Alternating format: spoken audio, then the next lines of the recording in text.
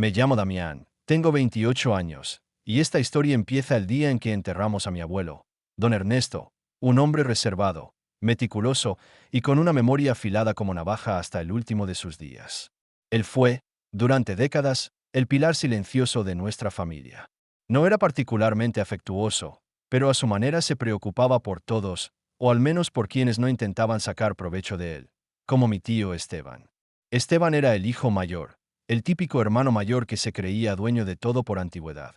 Siempre había tenido una relación tensa con mi abuelo, pero eso no le impidió aparecer más seguido cuando la salud de don Ernesto empezó a flaquear. Pasó de no llamarlo nunca a visitarlo cada semana, trayendo flores falsas y sonrisas aún más falsas. Mi abuelo, por supuesto, no era tonto. No decía nada, pero me bastaba una sola mirada suya para saber que lo veía todo con claridad.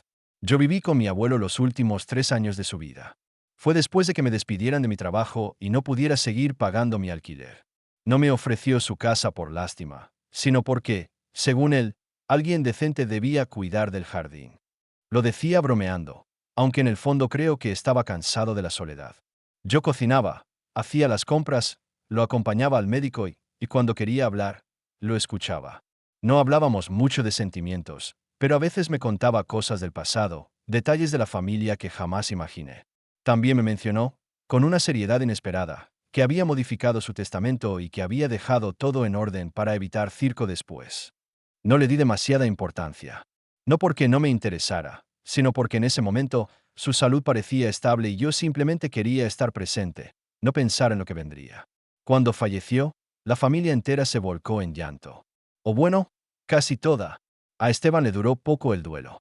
En el velorio, se acercó a mí con su sonrisa de reptil y una palmada en la espalda que no sentí sincera en lo más mínimo. Me dijo, quédate tranquilo, Damián. Vamos a asegurarnos de que tú también recibas algo. Ni siquiera respondí. Solo lo miré con esa mezcla de rabia contenida y resignación que uno guarda para los familiares que no puede elegir. Una semana después, recibí la llamada del abogado de la familia. Me citó para revisar el testamento de mi abuelo. El día de la lectura, llegué puntual. Esteban ya estaba ahí, con su esposa, su hijo mayor, que no había visitado al abuelo en años, y mi tía Mariana, que aunque menos cruel, no se quedaba atrás en ambición. Cuando entré a la sala, todos bajaron la voz. El abogado, un hombre meticuloso y con ojeras crónicas, nos saludó con un gesto sobrio antes de empezar. Leyó el documento en voz alta, con pausas calculadas, como si fuera una obra de teatro escrita para provocar tensión. Y vaya si lo logró. Cuando llegó al punto clave, todos se tensaron. Dejo la totalidad de mis bienes, cuentas bancarias, propiedades y objetos de valor a mi nieto Damián, con quien he compartido mis últimos años y en quien confío plenamente para administrar mi legado. El silencio fue tan espeso que casi se podía cortar con cuchillo.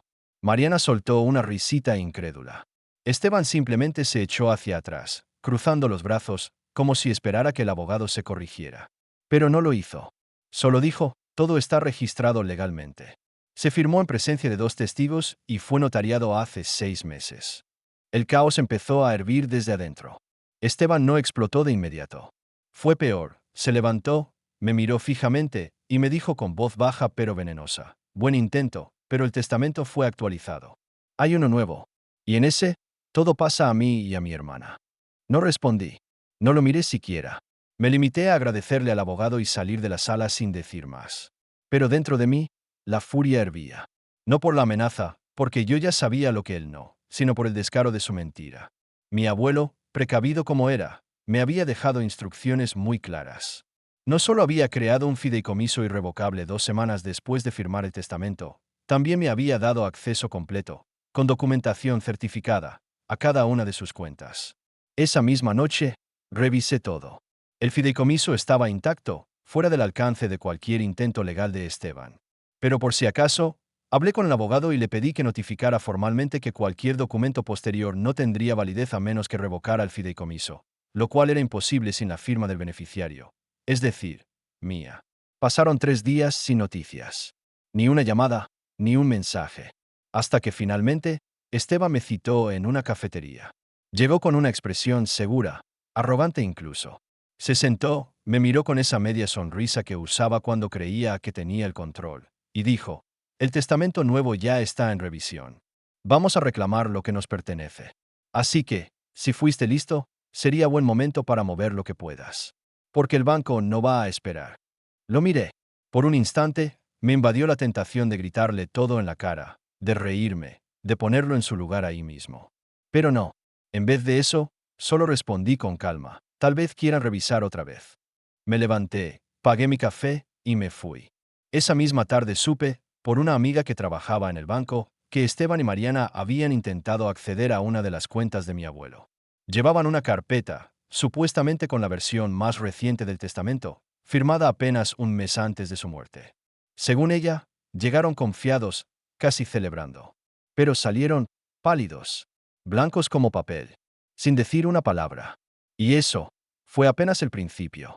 La noticia de su intento fallido se esparció más rápido de lo que imaginé. Mi tía Mariana me llamó esa noche, con una voz entre nerviosa y acusadora. No me preguntó cómo estaba. No me ofreció el más mínimo respeto. Solo lanzó, sin respirar. ¿Qué hiciste? El banco no nos dejó ver nada. Dijeron que había un fideicomiso. ¿Desde cuándo? ¿Cómo es posible que no sepamos nada de eso? Tomé air. Desde que el abuelo decidió que no quería buitres merodeando su patrimonio. Dije, con la voz más tranquila que pude. Ella se quedó en silencio unos segundos. Luego murmuró algo como esto no se va a quedar así y colgó. No era una amenaza vacía. Durante los días siguientes, recibí correos del bufete de abogados de Esteban, cuestionando la legalidad del fideicomiso. Pedían copias, exigían fechas, e incluso insinuaban que yo podría haber manipulado a mi abuelo para firmarlo. Uno de los mensajes decía, textualmente, no sería raro que un hombre mayor, en estado frágil, fuera inducido a tomar decisiones que no reflejan su voluntad real. Me hervía la sangre.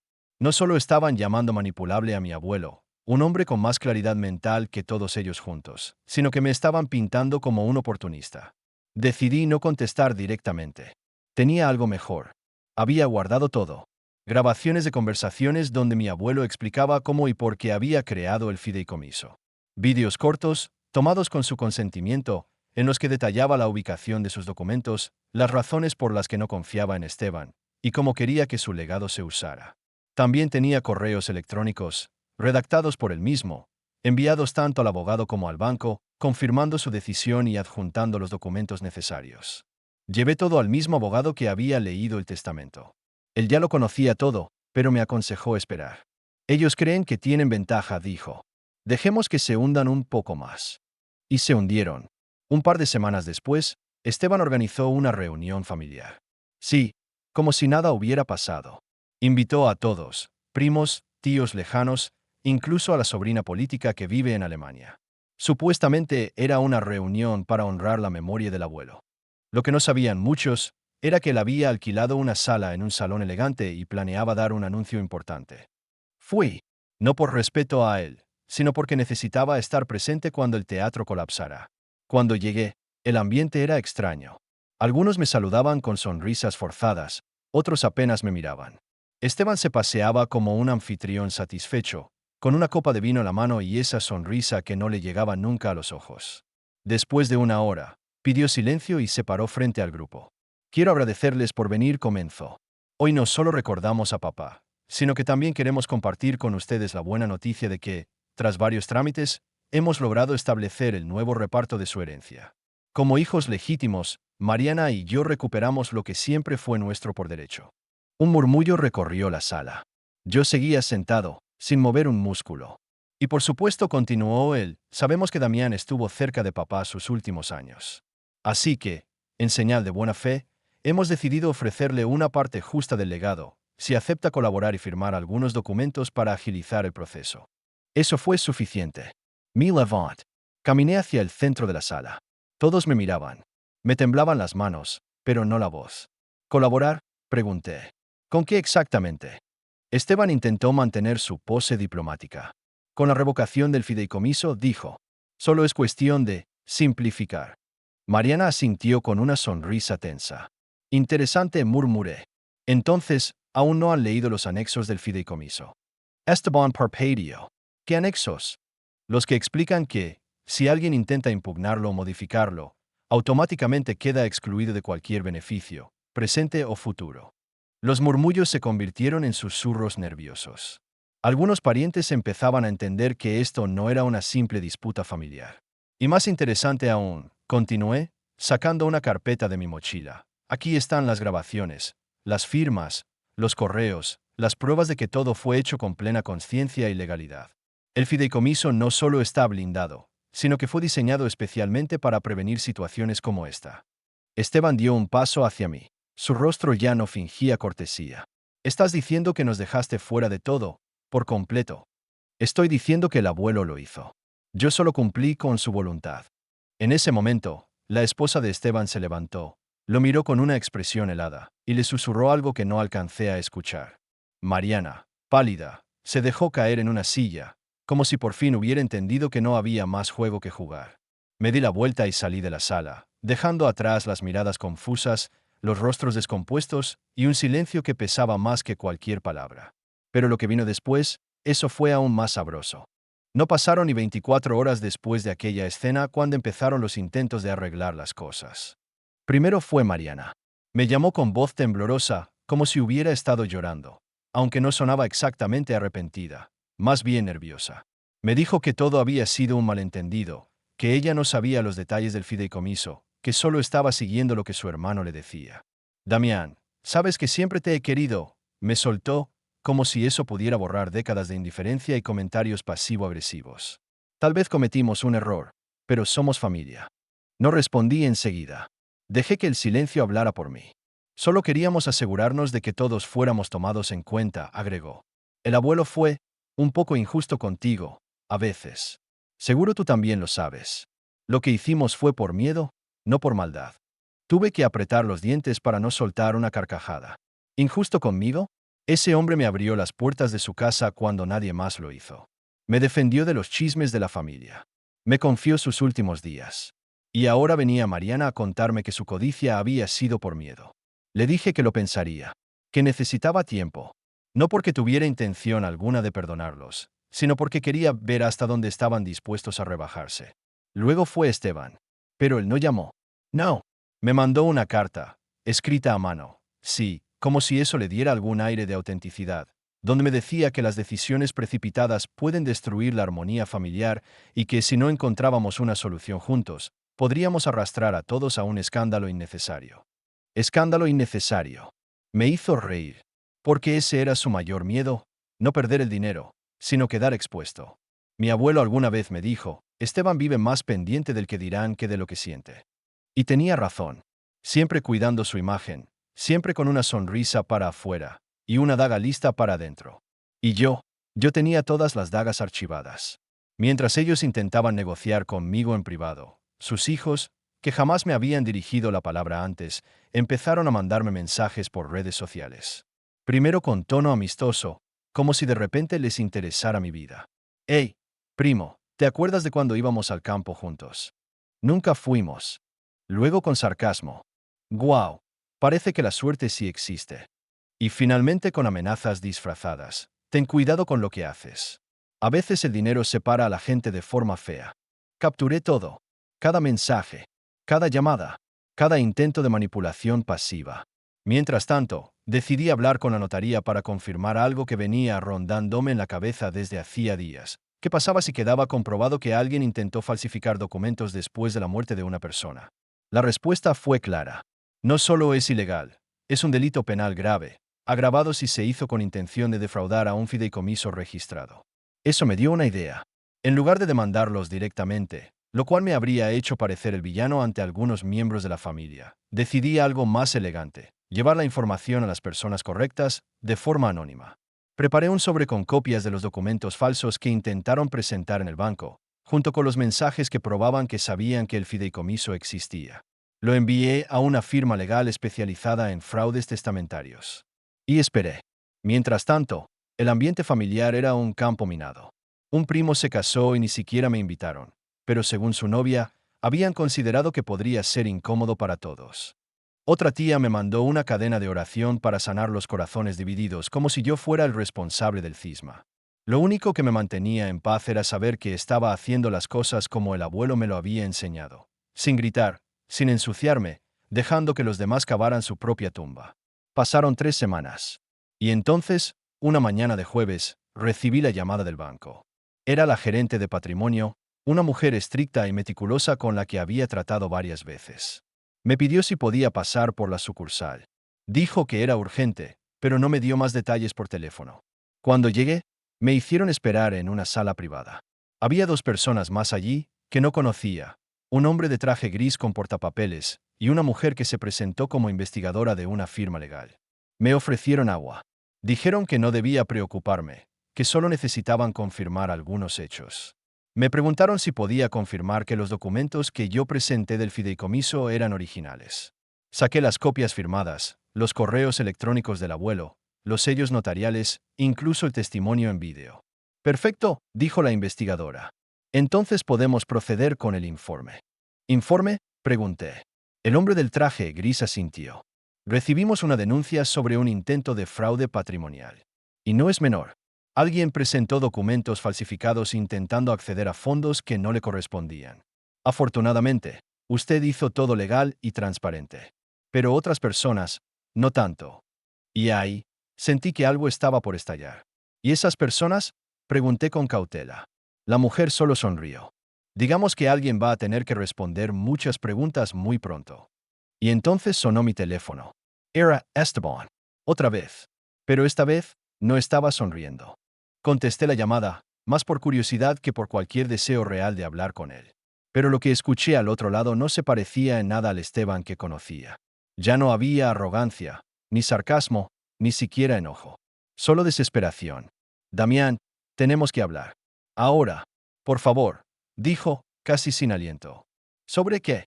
Pregunté, dejando que el silencio entre cada palabra hiciera su efecto. Han venido personas al estudio, de la firma legal, con papeles. Están investigando y dicen que hay riesgo penal.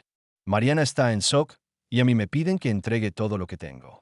Todo, incluso las copias del testamento que presentamos al banco.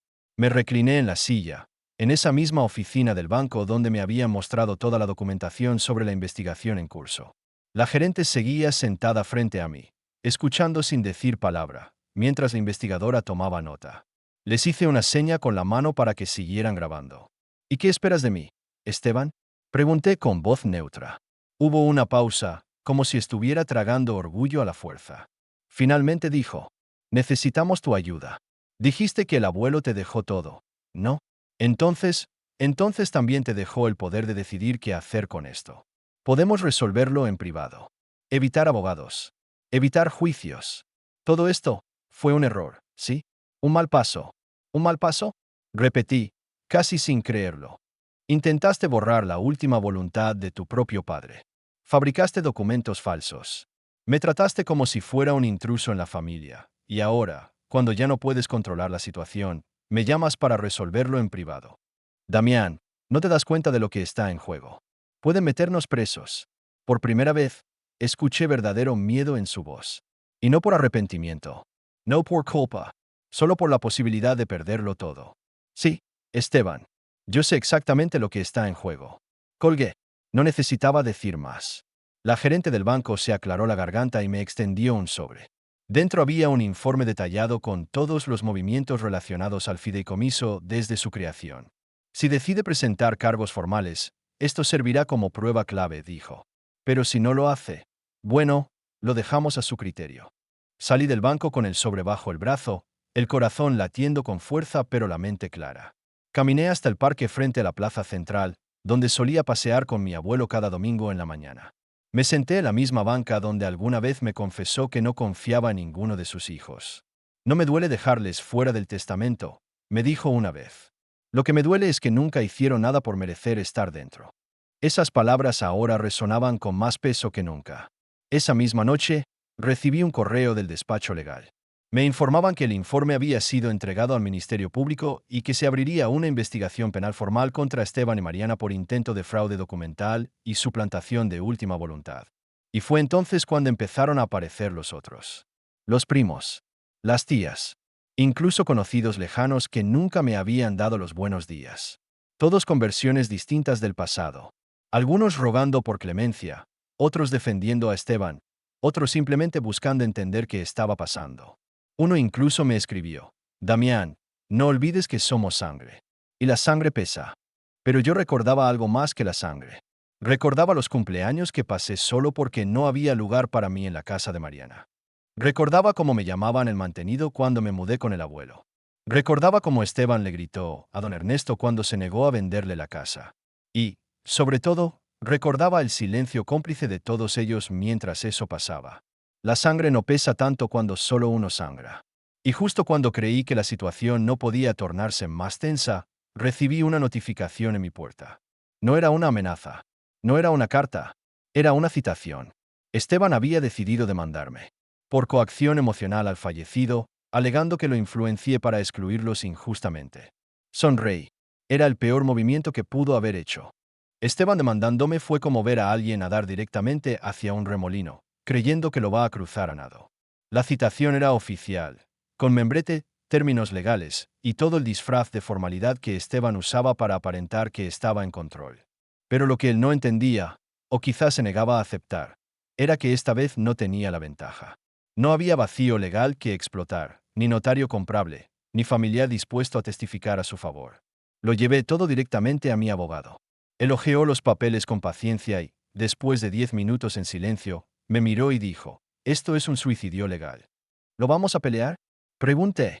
«Vamos a aplastarlo», respondió él. Preparamos nuestra defensa con una precisión quirúrgica. Presentamos el fideicomiso original, certificado, sellado, con el vídeo de mi abuelo explicando cada decisión. Mostramos las pruebas de la falsificación que Esteban y Mariana habían intentado presentar al banco, los correos electrónicos, los testimonios del abogado del abuelo. Lo más fuerte, la declaración jurada de los dos testigos del testamento original, que afirmaban que don Ernesto estaba completamente lúcido y consciente cuando firmó. La audiencia fue breve. Esteban se presentó con un nuevo abogado. Al parecer, el anterior había abandonado el caso tras conocer las pruebas, y Mariana no se atrevió ni a mirar al juez a los ojos. Intentaron argumentar que el abuelo había sufrido influencia emocional por parte mía, pero el juez no tardó en interrumpir. ¿Se refiere usted al nieto que vivió con él durante 3 años, lo cuidó en su vejez, lo acompañó al hospital y lo ayudó a gestionar sus documentos mientras ustedes apenas lo visitaban una vez al mes? Dijo, leyendo directamente del expediente. Esteban tartamudeó algo, pero ya era inútil. El juez dictó sentencia ese mismo día. No solo desestimó la demanda, sino que además emitió una recomendación al Ministerio Público para que avanzara en la investigación penal por falsificación de documento y tentativa de fraude sucesorio. Y entonces llegó la parte que nadie esperaba. La resolución del juez también autorizaba el embargo preventivo de ciertos bienes de Esteban y Mariana, mientras se investigaba si los fondos que intentaron mover con documentos falsos podían ser considerados parte de un intento de apropiación ilícita. Eso incluía a un vehículo de lujo, 2 cuentas bancarias, y, el golpe final, la oficina de bienes raíces que Esteban había abierto hace 5 años con una inversión familiar de origen incierto. El escándalo fue inmediato. En una semana, la noticia se filtró a medios locales. El titular no pudo haber sido más claro. Intento de fraude hereditario desenmascarado. Nieto defiende testamento y excluye a familiares ambiciosos. Con cada artículo que se publicaba, más puertas se le cerraban a Esteban. Clientes empezaron a cancelar contratos. Inversores retiraron sus fondos. La reputación que tanto había cultivado con sonrisas falsas y discursos huecos se desplomó en cuestión de días. Mariana se mudó a casa de una amiga en otra ciudad. Según su hijo, no podía salir sin que la gente la señalara. Y yo me mudé también. No por vergüenza, sino por paz. Vendí una de las propiedades que me dejó el abuelo, la que estaba vacía, y me compré una casa sencilla en un pueblo a 2 horas de la ciudad. Cada vez que alguien me pregunta por qué no me quedé con la mansión, o por qué no perdoné a mi familia, yo solo sonrío. Porque lo que no entienden es que la herencia más valiosa que me dejó mi abuelo no fue la casa, ni el dinero, ni siquiera el fideicomiso. Fue la lección de que, a veces, la mejor forma de hacer justicia es no parecerse jamás a aquellos que intentaron destruirte. Hoy camino por calles donde nadie me conoce. Me dedico a restaurar muebles antiguos, un oficio que aprendí con el abuelo. Hay días en los que lo recuerdo con tanta claridad que me parece oír su voz, regañándome por lijar contra la veta. Y cuando eso pasa, sonrío. Porque sé que, de alguna forma, él también ganó. Ganamos los dos. Ellos solo se quedaron con lo que siempre tuvieron, el vacío y el peso de saberse derrotados.